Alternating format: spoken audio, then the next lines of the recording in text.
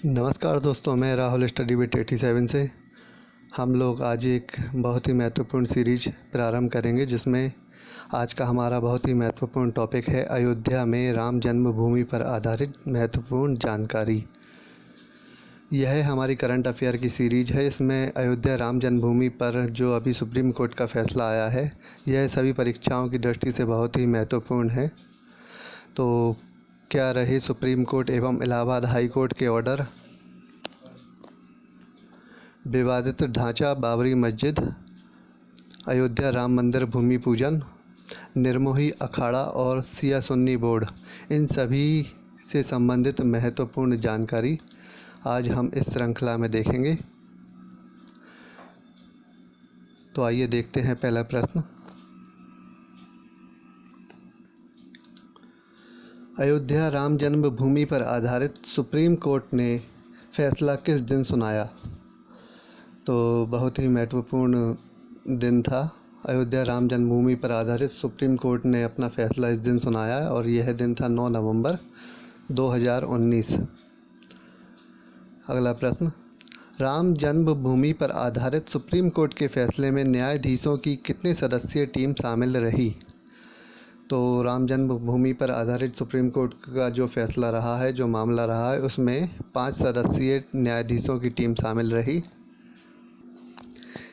इन 5 सदस्यीय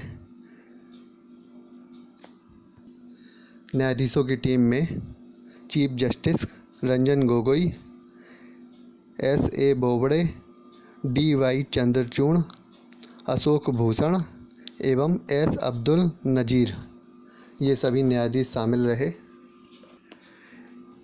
इन सभी के नाम भी आपको याद रखने हैं।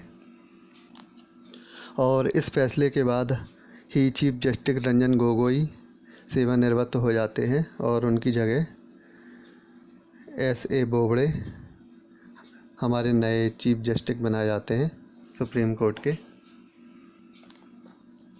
अगला प्रश्न इसी पर आधारित है। 5 सदस्यीय टीम के मुख्य न्यायाधीश कौन थे जिन्होंने राम जन्मभूमि पर फैसला सुनाया? मुख्य न्यायाधीश रंजन गोगोई।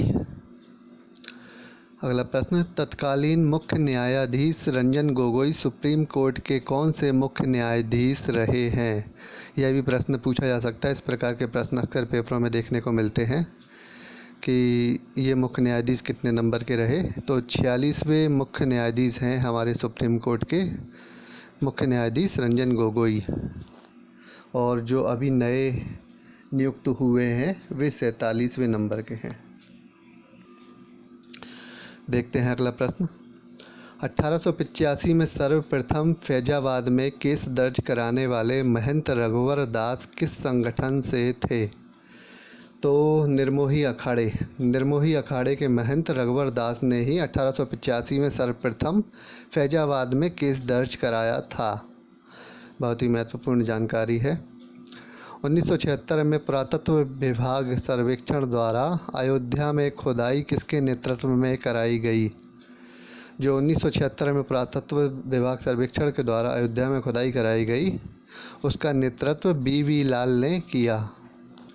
अयोध्या राम जन्मभूमि पर आधारित इलाहाबाद हाई कोर्ट में केस कब दर्ज हुआ? तो सुप्रीम कोर्ट में जाने से पहले इलाहाबाद हाई कोर्ट में यह केस दर्ज हुआ था 1988 में।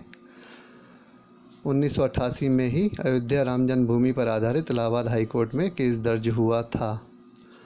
और अगला प्रश्न इसी पर अगली कड़ी पर आधारित है कि अयोध्या राम जन्मभूमि पर आधारित इलाहाबाद हाई कोर्ट का फैसला कब सुनाया गया? तो फैसला जो सुनाया गया वो 2010 में सुनाया गया, और जबकि केस दर्ज हुआ था 1988। तो 22 साल के अंतराल में, काफ़ी लंबा अंतराल होता है जब इलाहाबाद का हाई कोर्ट का फ़ैसला सुनने को मिला। इस प्रकार के मामले काफ़ी संवेदनशील होते हैं और न्यायाधीश काफ़ी सभी पक्षों को सुनकर बहुत ही महत्वपूर्ण निष्कर्ष निकालते हैं। अगला प्रश्न, इलाहाबाद हाई कोर्ट द्वारा राम जन्मभूमि पर कितने जजों की बेंच ऑर्डर में शामिल रही?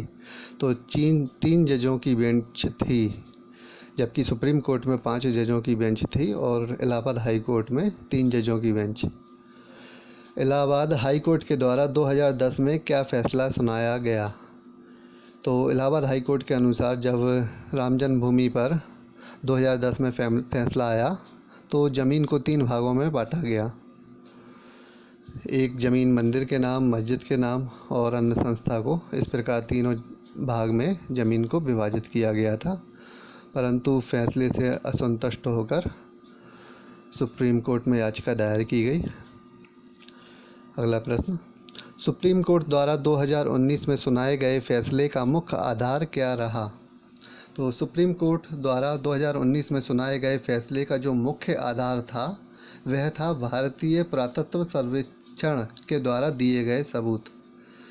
जो भारतीय पुरातत्व सर्वेक्षण के द्वारा खुदाई कराई गई तो उसमें बहुत ही महत्वपूर्ण सबूत मिले और हाँ, जाहिर हुआ कि यहाँ प्राचीन मंदिर स्थित था, तो उसी पर आधारित ये फैसला सुनाया गया। सुप्रीम कोर्ट के फैसले में किन पक्षकारों के दावे खारिज कर दिए गए?